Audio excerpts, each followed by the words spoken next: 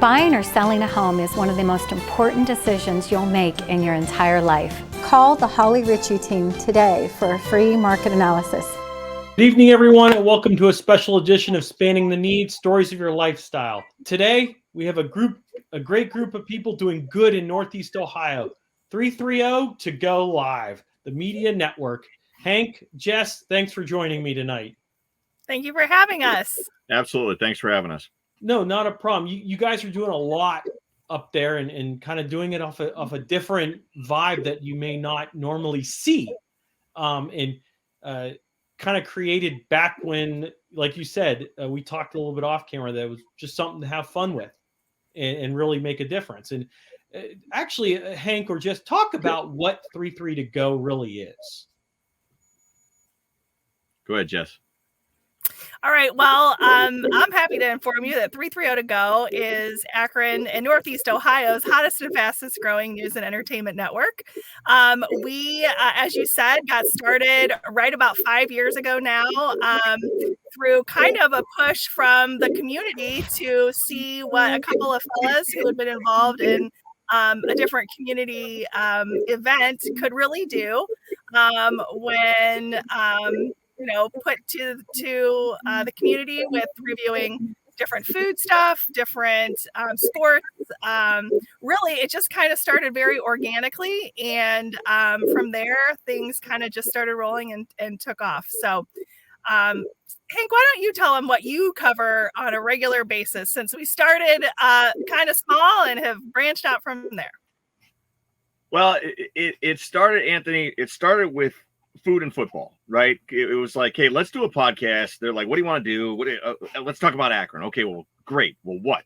So it's a bunch of dudes, bunch of DJs sitting in the living room. We would bring all our families together and just hang out. And our first show literally was reading the menus of the restaurants around West Akron and like talking about it, going, hey, well, that sounds really good. We should try that, And then the football aspect, I'm a Hoban alumni, so our first show was about Hoban football and high school sports. And then on top of that, Brown stuff, right? And back then, this was 2017, so we were in the midst and the throes of the 0-16 season.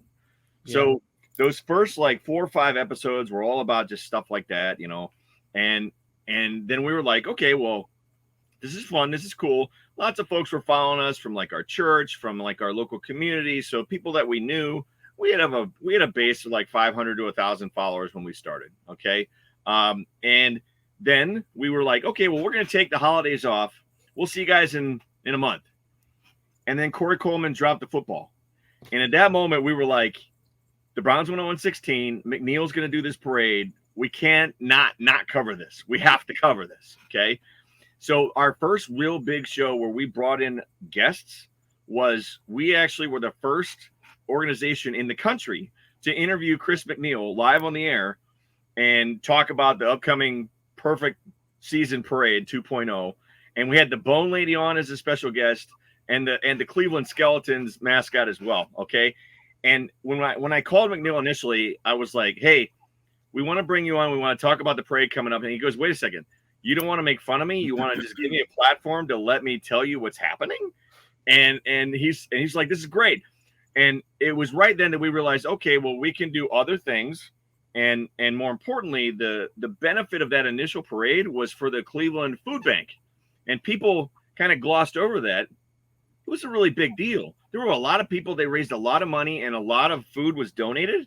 So it ended up being the first time that we were involved in helping promote like this cause that was something else that helped with something local in the community.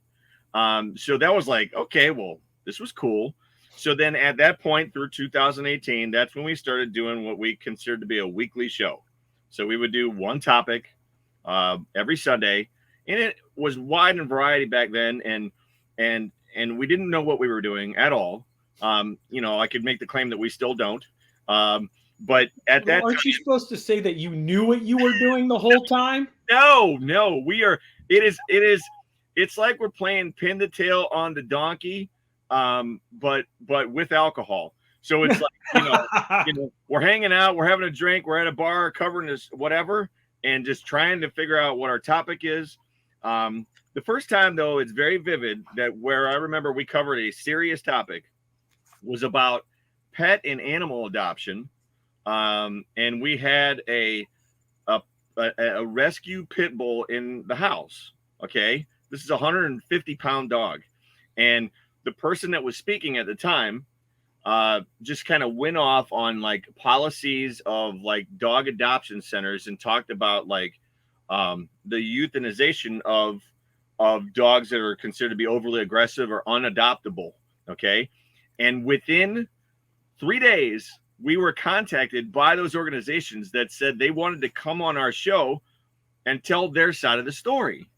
Oh, so I was like, wait a second, we're just this little nonsensical podcast and you want to come tell your side of the story. All you had to do is tell us to shut up and go away, and we'd probably go away. So that was the first time where we realized, I guess we got something that's worth doing here where people want to be a part of it. And at that point, it just kind of took off.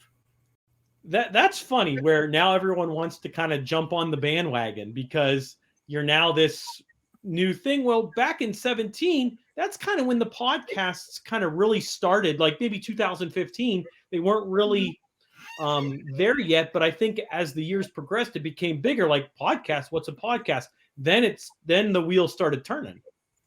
Yeah, and the way we evolved was, back then, our thought process was we can't oversaturate or inundate people with information. So we almost had the thought process of, well, we've already posted this week, we can't post again. You know what I mean? So because we didn't quite understand the way that SEO works and the way that content creation worked back then. So we kind of went through a learning process that took about a year and a half. And our first really, really big show was about beer and coffee. So we had a team member, and he was very passionate about beer and coffee. So we did a show on beer and coffee, and we had Missing Falls? Yes. So Missing Falls Brewery was just a creation idea, and they were in the process of getting set up. So they came in and told their story about how they're getting ready to open up this new brewery in Akron. And then Akron, I think it was Akron Coffee Roasters or one of those as well. That show got 4,500 views without us even pushing a button. So we're like, okay, people like beer and coffee. So literally from that show, that specific person then created a whole new offering called the Hop and the Bean. We created a new platform, and that was really where the 330 to Go network was born. Talking about something else that was kind of niche and specific, but it created its own show and its own podcast. And that allowed us to start being like what you would consider like a Channel 5 or a Channel 3, where it's different shows throughout the day that offer whatever niche or whatever focus people are into. At one point, we had up to 8 different shows that were running on the network. And unfortunately, when the pandemic hit, we lost 3 or 4 of those offerings, ended up just kind of stopping. But at the same time, what the pandemic forced us to do is pivot and focus more on news coverage. Because at that time, if you remember, DeWine press conferences, things in Ohio were changing literally by the hour, and it was applicable to all of us. So we started to report on that, and people became completely reliant on the information that we were providing. And that's really where our arc changed. And that's when we started gaining incredible momentum as far as the amount of followers that followed the network. I think they called it wine with wine with DeWine, snacking with Acton. Yep. Yeah. We look at how, with media driven in general across the country, where there's probably after the pandemic, after 2017, 18, a lot of news organizations popped up more besides CNN, Fox News, and some MSM. There's some other ones out there that they're so small that I don't even, News Nation and some other ones. What kind of sets you apart from those other institutions, other than they're massive? A difference, what sets you aside from like your Channel 5s or your local that really cover a variety of different things other than providing news every 24 hours? We strive to be neutral. And it makes people mad that we do, because they in today's day and age, they want you to pick a side. And our philosophy has always been turn the camera on, shut up, and let the camera tell the story. And it's unique. And then I want Jess to touch on this next part. We also have different personalities in terms of our different branches. For example, the Facebook aspect is more news and entertainment oriented, where the Instagram aspect is a completely different genre and a completely different audience. So Jess, if you wouldn't mind expanding on that. Yeah, I'd love to talk about that, how that works too. But something else I wanted to add when you said what sets us apart is that I feel like we take local to a whole new level. And Hank and I have often talked about how we refer to it as kind of like the mesh network of the community. And the news that we're reporting is essentially coming directly from the real setting source. And so a lot of the times, we do at this point get, some of the top down information, but what our wheelhouse is getting news out to people in their community, in their neighborhoods as it's happening. And then we really work with those larger news resources to kind of fill in the blanks a little bit further down the road. So a lot of times we're fast first and just taking local to a whole new level, right down to your front door, which I think is really what sets us apart from. Well, I think you hit on it, that this those bigger news sources, local, have a minute and a half to provide a story, and only so much room to provide content. Sure. So I think this is where you guys step in and say, you know what, this 1 minute and a half thing that was on the news, we're going to expand it to 4 to 5 minutes to give the whole picture. I mean, am I right on that? Yeah, absolutely. And Hank said sometimes we just kind of stay quiet and let the story unfold in front of a live audience. And that's the blessing and the curse of social media sometimes, but really it is that unbiased approach and the transparency that we offer to folks that I think you're right is something that those large organizations just don't have not the capability of doing, but don't have that time, capacity, or allowance to. We're more nimble. Thing develop. We're more nimble. And we can respond immediately, Anthony. I mean, we have people all over different pockets of the area. We've got a reporter in Talmadge. We've got one in Ellet. We've got one in the Falls. We've got one in North Canton. So if there's a situation, we got 3 in Akron. So if there's a situation that develops, we can get there fairly quickly. We're within a 10-minute drive, no matter where. So as far as fire reporting, as far as any kind of catastrophe, we can quite literally be there fairly quickly. And another thing that we do, that specifically I started doing a few years ago, is I'll just take a lap. Okay. All right. It's a big snowstorm. We're under a level 2. I got a 4-wheel drive F-150. I turn the dash cam on and away we go. We're okay. Let's go check out Cuyahoga Falls. Let's go check out Akron. As long as I'm legally allowed to be on the road. And people absolutely love that weather report, because it's not me looking out my window. It's me in the truck showing you, okay, I'm on Market Street right now. Okay, I'm on Main right now. And this is what your commute is going to look like if you try and go out right now. Well, and I think that brings up a great point, is because when stuff like that happens, people just thrive on information. And when you're giving them more information, because they can read an article on a website or a variety of different other areas, you look at that overall mechanism, say, you know what, wow, they're giving me more information. I love it. I'm going to keep going back. Because I remember I was on your Facebook at one time late at night, and I see you out there with a camera at 1 or 2 in the morning, and there's a fire in the background or something. Was that when I was in the Darth Vader onesie? I don't know what you were in, because, well, I don't know, because you had a hood. It was a hoodie that had 3-3 hooded go.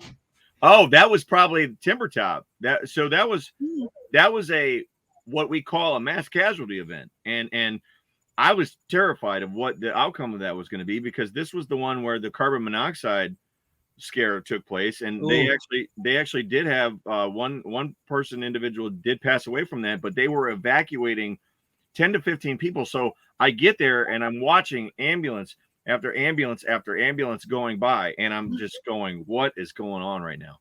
But yeah, that was about a month and a half ago, 2 months ago, and as a result from that, that was right when they turned the heat on. They have now enacted a law in Akron that carbon monoxide detectors are now mandatory in all rental locations. That city council actually passed that law. And we look at, and that's a great point, because like I said, 1 o'clock in the morning, I'm half asleep and I kind of scroll through, not realizing what happened. And that's sad to see. Any loss of life is just tremendously not good. Well, and it's hard between that one and just what just happened at the Hoban and St. V game.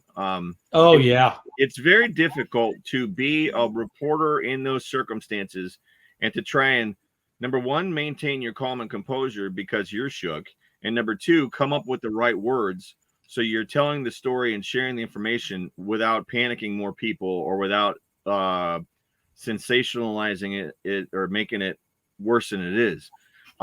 It's hard, man. It's hard. And it's a skill that I have learned over the years. But again, like I said, we do clap back too. Like the one I was talking about was what, last year, Jess? People were like, I was like, it's ice raining outside, be careful. And people were like, where? It's not ice raining. I went outside in a Darth Vader onesie and was standing in the middle of the road.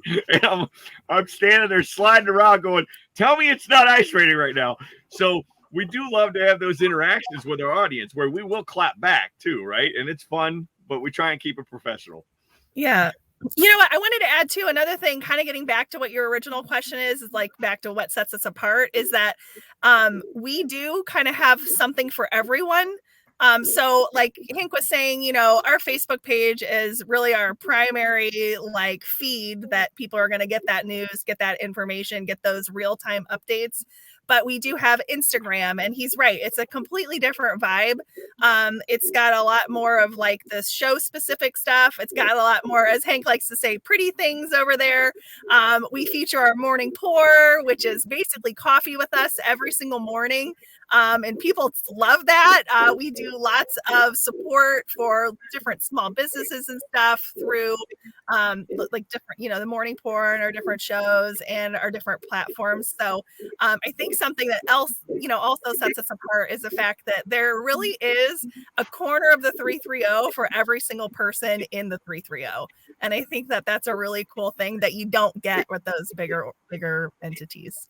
And Anthony, I gotta give a huge shout out to Jess right now on that. Okay, so this whole morning pour thing, this all happened completely by accident. Like, what's it been going? Like 2-3 years now, right? I think 3 years. This is will be our third year. So one day, I think they were on like vacation at like in the Outer Banks or something. Yes, Disney, the Outer Banks. Yes. Yeah, she did the whole thing where they got the cup on the railing. Happiest place on earth. And she don't tell my wife that. Yeah, she's gone right now, so we're not going to mention that. Oh, okay, all right. Yeah. She's got the coffee. She pours the coffee, and you know how she does all the.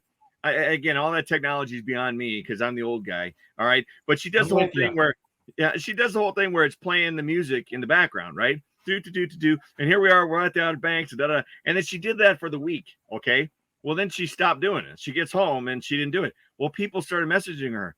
Well, where's the morning pour? Where's the coffee? And I'm like, are you serious? And that's literally how it was born. And now it's to the point where it gets hundreds of views. And like all these businesses from all over the area send us mugs because they want their business featured during the morning pour. So that was all her brainchild, and it is glorious. Well, yeah, but that also, go ahead. No, go ahead, Jess. I was going to say, but that's the whole point, is that everything we do is organic, and we do our very best to use that organic engagement to support and like promote local small businesses. Like that is our heartbeat, is community. And if we can do that through pouring a cup of coffee in the morning, and, presenting a local, storefront or small business in some way, then we're all about that. And we love seeing that growth for other people through something as simple as the morning pour and a cup of coffee. Well, and I think that enlightens on what you guys have been doing in the community over the last 4 or 5 years with, and I've seen the coffee pour, and now I know the backstory. That I don't. It's funny how maybe people don't know the backstory to that. On right. Yeah. happiest place in the world. We look at what now you're doing in the community. We're 2 days from Thanksgiving. We're getting ready into the holiday season with moving, and you guys plan on doing a lot with the community. Talk a little bit about. I know you guys are looking at doing a holiday light loop. You're looking at doing some other festive things with the city of Cuyahoga. Talk about what you guys are doing this holiday season. Well, real quick, before we get into that, I just want to show the shirt I'm wearing, and just to give you an example, okay? So, I wish I had one that says it's a Youngstown thing, right, or Y-Town, right? Yeah, Y-Town. Yeah. So the reason I'm wearing this is it gives you an example of how in tune we are with our community, and so there's this set of lions there on Miller Road over toward Fairlawn area. And the homeowners, I've known the homeowner for a number of years. They own a lot of sports bars and stuff in the area.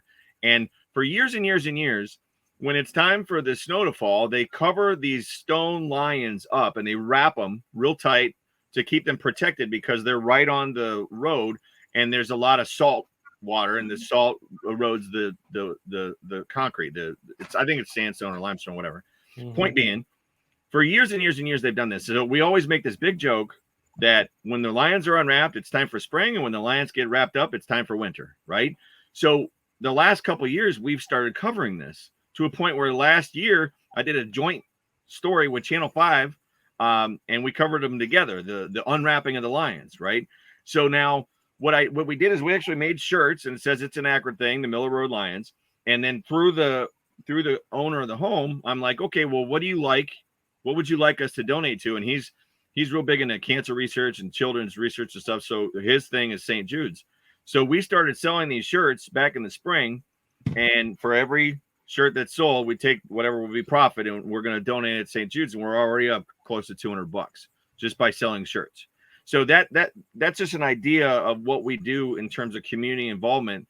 Just that we have our pulse on our finger on the pulse of the community, to a point where we can be involved to a point and make a difference, and no matter how big, no matter how small.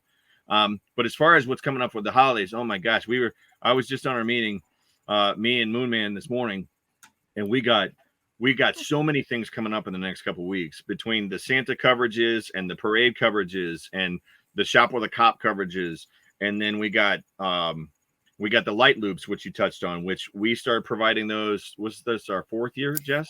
Yeah, this is our 4th year, and the holiday light loops are absolutely spectacular. It's something that, again, started organically. Hank and my family, his family, and a ton of us around the area love to drive around, look at holiday lights and all the hard work. Who doesn't? Of course. I mean, you're not standing outside in your front yard at 6 p.m. on a Thursday night after Thanksgiving, the week after Thanksgiving, hanging up, stringing lights for no reason at all. You want people to see them. And the thing is, put up your Christmas tree before Halloween. Oh, man. Oh, my. You're one of those people. Well, no, for the record. He's gonna say she. He's gonna say she. Oh, I'm gonna have to hang out with your wife here, Anthony. I'm sorry. I saw that coming. That's twice his Buster now. That's twice. She's my kind of girl. Well, let me just tell you, some of these houses, I mean, they are lit, and I mean that in every sense of the word. They're amazing. The decorations are incredible. The lighting is phenomenal. They're tuned to music and just like totally next level. So we got together as a team and thought, you know what, people really need to know, like, A, where these houses are, and B, wouldn't it be great if you could go out with your family, grab a cup of hot chocolate, drive around, stay in your car, and just view from the street all these lovely homes that are in literally our backyards. And so Hank here took the liberty and the task, I'll say, because we have, I will say, well over 50 homes on 4 different loops all across Northeast Ohio, 6 different loops this year, six. So there's 2 more additional loops this year to put those routes together. So you literally can start and end from your driveway and get a wonderful holiday experience and some great family time as well. And they've been just a tremendous hit. and the community loves it. So I can only imagine, because as I have a 16-month-old, okay, I've had to put up a 4-foot fence around that tree. Yes. Oh yeah. And so, but she finds a way, and every baby finds a way to try to get over it and grab the tree. Yeah. So taking her on a loop where she's chained into her Put her in the seat. 5-point harness. Yep. Yeah. That's probably good for her, because then she won't move.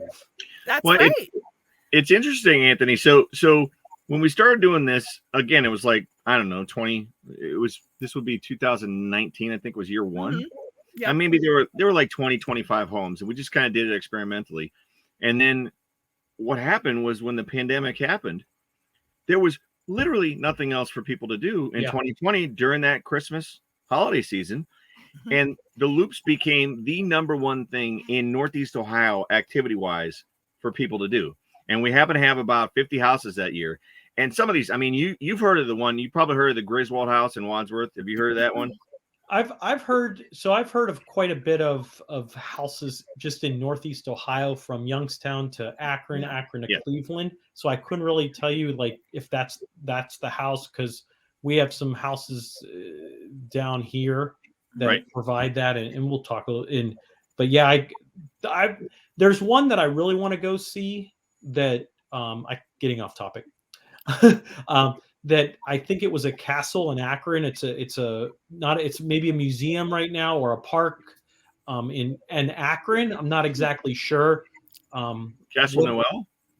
Not Castle Noel. We're going there in December. But it's a museum. It's a mansion. Okay. Oh, like Stan Hewitt.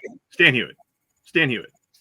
Yeah. It's called Deck the Halls at Stan Hewitt, and it's 5 minutes from my house. That's how I know about it. Fine. Can you go videotape it so I don't have to drive my wife? We're not allowed. That's the one. So, Anthony, your wife and I are going to have coffee that same day you're in town. So I'm sorry. Yeah, me and Hank are going to be like, great, let's go. Stan Hewitt is the old Cyberling home that the founders of Firestone, right? Yeah, that has a garden and a They do that's the one I always wanted to go to, and we'll be in Castle Noel in about a month. Yeah, so Stan Hewitt does a real nice job, but again, they're a historic, but they charge, right? Mm-hmm. So what we provide with those light loops is all free. Correct. Sorry, I get excited when I see lights. Right. And a lot of those places will also have like donation things set up. There's 4 or 5 on the light loop. There, a couple of them are walkthroughs. A couple of them are you get out, you take pictures. They have scenes set up. A couple of them have the mailbox where if you put a letter to Santa, Santa will write back. Okay.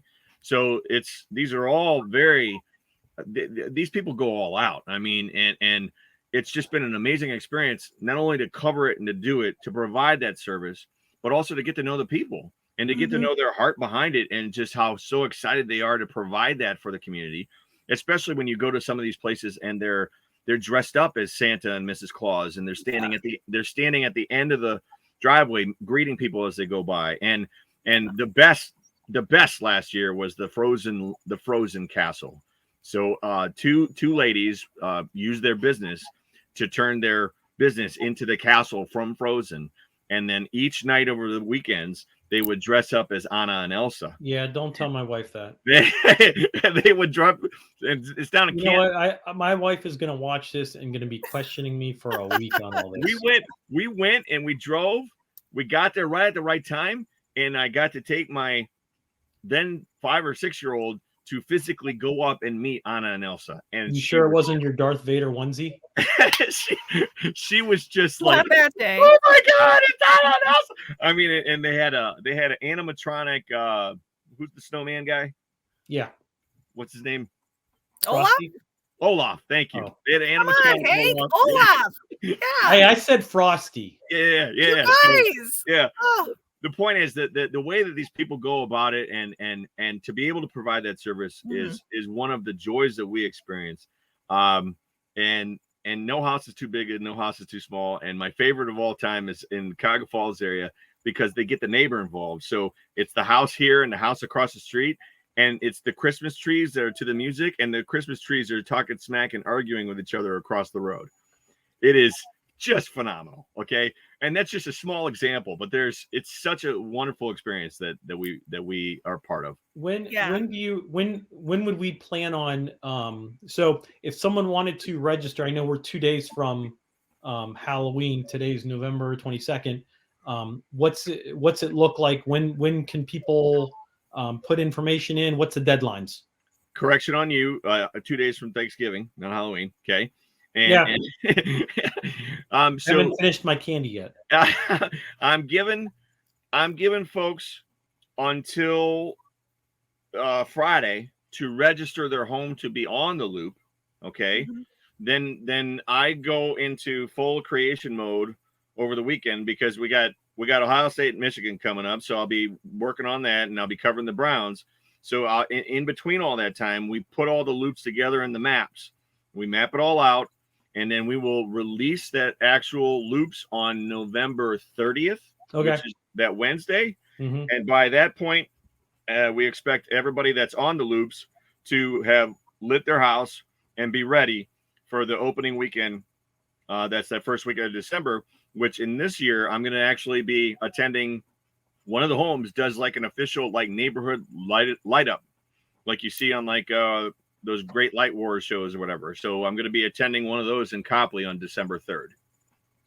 In what kind of reaction do you get? And we know that Christmas is one of probably the most celebrated times, just because no matter what faith, no matter what background you have, you're always going to celebrate the holidays, like Christmas, Thanksgiving, and this. What kind of feedback do you get when they see these loops and really kind of get into the mode of doing these loops? I mean, Jess, people are just ecstatic. And I mean, I knew it was a big deal when I heard all the radio stations talking about it live on the air. And that gave me that warm little fuzzy feeling that said, okay, well, I guess we're doing something right. And then the comments that come in are that's what I was going to say. It's really the feedback that we love, are those personal messages, those direct messages, those comments that come back in that says, this is the first night that we've had as a family for, I can't remember when, since school started or whatever. And just their appreciation for the organization of putting the loops together, the appreciation for highlighting people that they know in their neighborhoods, and just really like from really even larger community like entities. I think you mentioned earlier, we're this year again working really closely with the city of Cuyahoga Falls. They have a really cool thing called Parking Meters on Parade. And so that's getting a parking meter, decorating it for the holidays. And I think that when we do that and we kind of give people the grand tour of Northeast Ohio, you mentioned like different faiths and different, outlooks on the holidays, but everybody's kind of wanting that holiday spirit. I think this is just the ticket to get everybody in the holiday spirit, because you really get a little bit of all those different faiths and celebrations as you travel along the loops and travel with us throughout the holiday season. And Anthony, we do a nod to all of those different faiths throughout the course of the month, because we know it's not all just Christmas and Christian, right? So we try to acknowledge the different Jewish holidays that are taking place throughout the season. We also try to acknowledge Kwanzaa, and any others that pop up that's like, hey, this is going on. We'll the way we word that is, we'll say to all of our friends in the 330 that celebrate Kwanzaa, here's your thing, right? And that way we at least acknowledge them, and people do appreciate that. What that also does then is it says, okay, well, if I don't celebrate Kwanzaa, I don't necessarily have to be on this post, and I certainly don't have to comment on it, but good for them for acknowledging it, right? Well, we look at a lot of the things that you guys have been highlighting, local events, holiday decorations, and some other things. What kind of things should we look forward to moving forward. We got the loops coming up. We got the new year coming up. I think there's something big because Hank is smiling and he's giving his Darth Vader look. So what does that look like future-wise? There's a big launch on the horizon. That doesn't help. we have Just between us, just between the three of us. All right, we've been working frantically. And 71,000 of our closest friends, Anthony. We're intimately aware with how that works. We've been working frantically to create physically our own platform. We've had an operational website for 2 or 3 years, but it wasn't quite to the level of where we need to be if we really want to take this to the next level. So it's gonna be something really good. It's gonna have the same updates that we're providing. It will also have exclusive content, and it may or may not feature a news ticker. So we're getting into a different stratosphere when it comes to what's next. Well, and I think that brings up that I have gone to your website. It says it's coming soon, so I know there's something coming up. As a person that has run 2 nonprofit foundations, that's done websites before, I know how it works.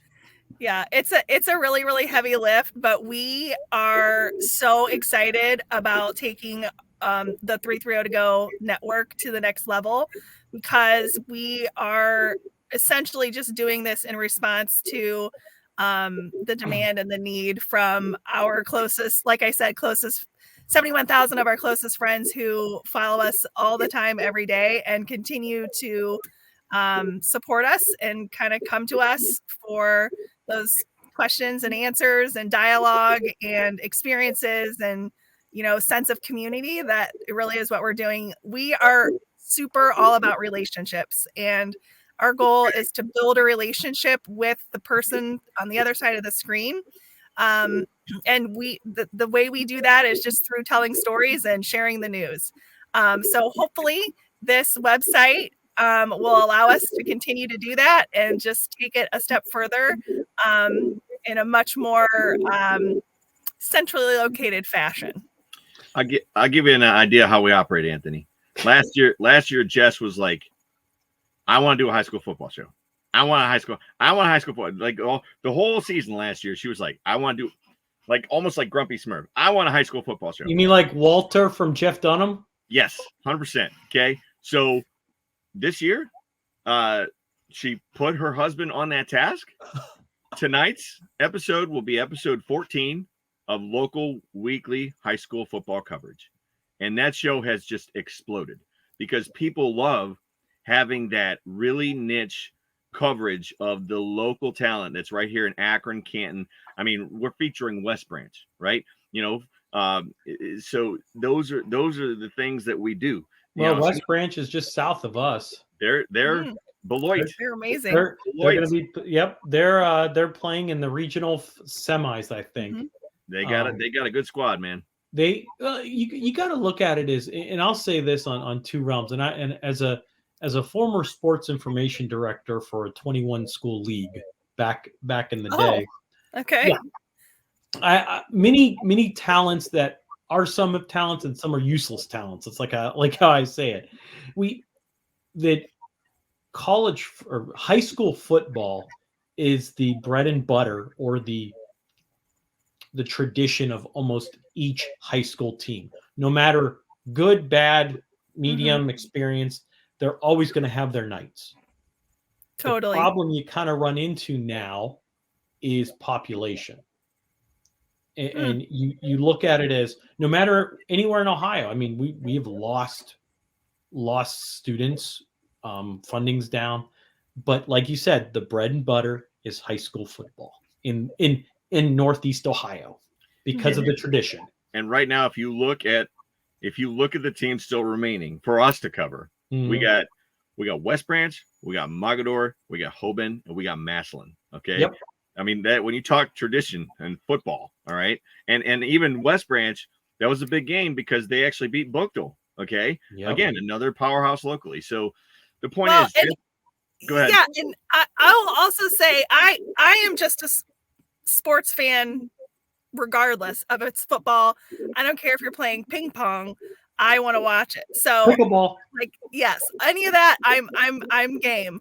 But my heartbeat behind wanting to do a high school football show was really to give Your husband something to do. No, give an audience to these kids who start football in May and they work all summer long, and these families are transporting their kids to the field, from the field to the Thursday night dinner, from the dinner.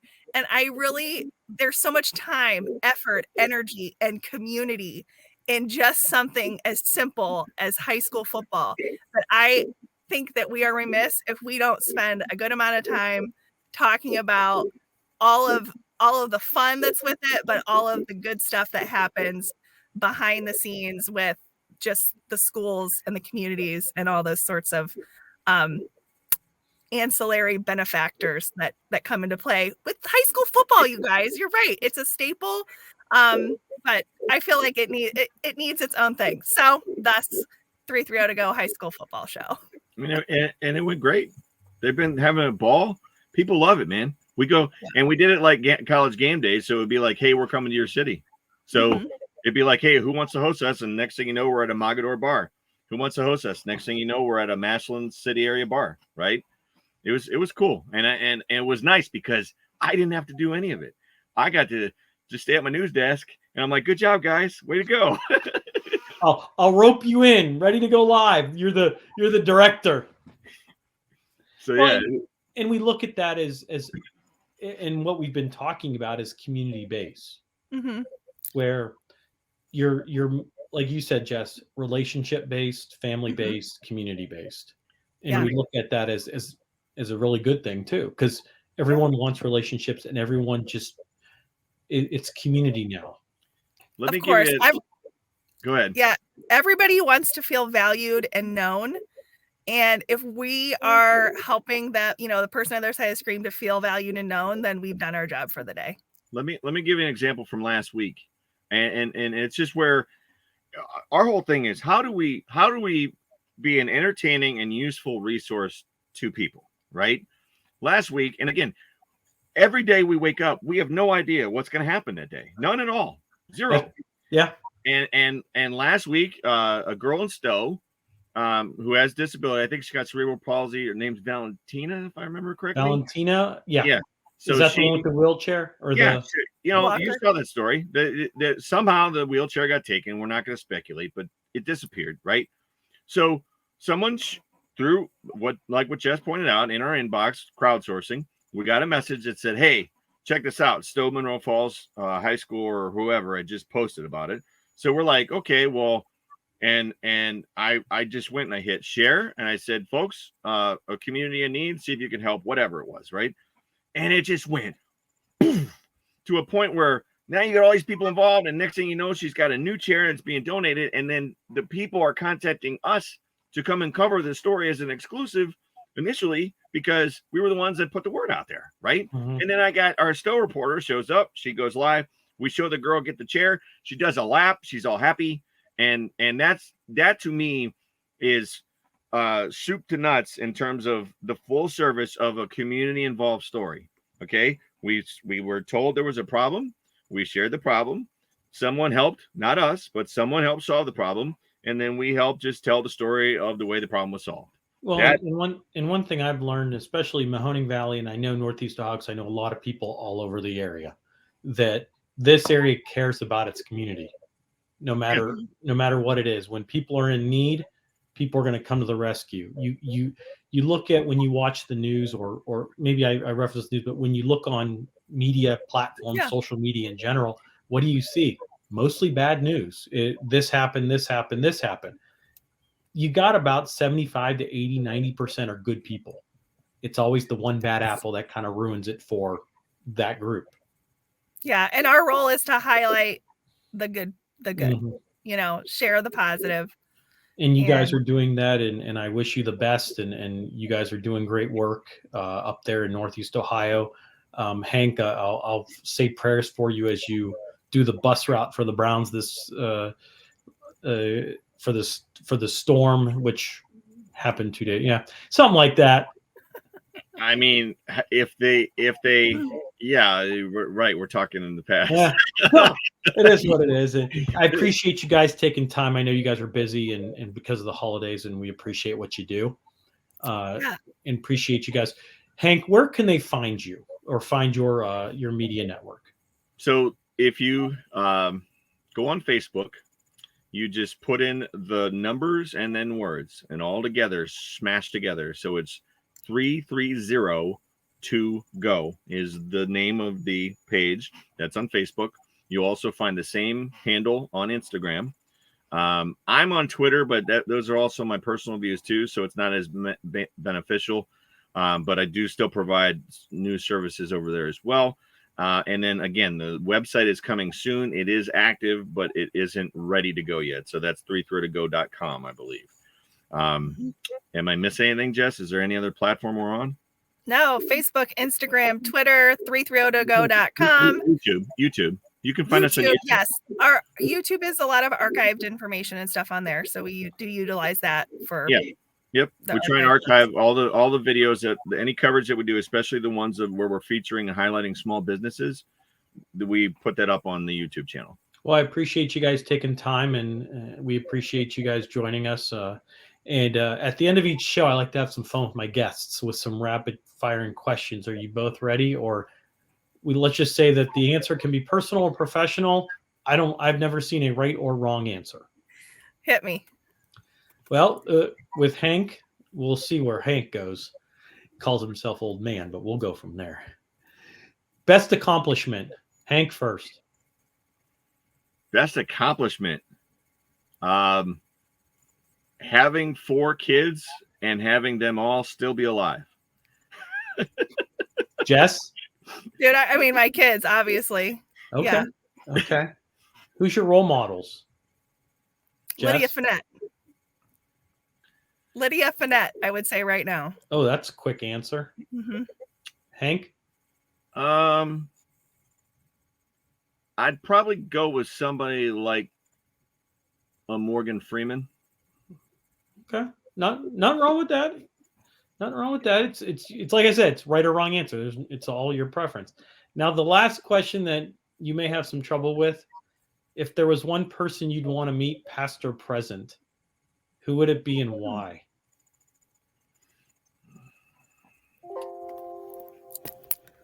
Man, the options are so vast. Hey, you can have more than one. Yeah. I would think Kennedy. Okay. I would think Kennedy. I would want to talk to him about Kennedy and Martin Luther King in a joint meeting would be ideal. Just picking their brains. Just where we were at that point in history, and what they knew was coming, and what they knew they had to do. How about I stick with my theme of my greatest accomplishment and say that I can't wait to meet my future grandkids, because my kids are really awesome, and their kids, they're going to be next level. So I will also say that would you ask me about my role model? You give me time to think, Anthony. This is a bad thing. So my role model right now professionally is Lydia Finette, but my role model in real life is a lady named Isla Justice. I am her granddaughter, and if her great grandkids are as cool as me, then I really want to meet them. There you go. Nothing wrong with that. We appreciate you guys staying on. Stay on right now. Everyone, thank you for joining us tonight. We wish you a happy Thanksgiving, and please enjoy the time with your families. For more information, stories, podcasts, or events, please go to spanningtheneed.com. Everyone, have a great night. Merry Christmas.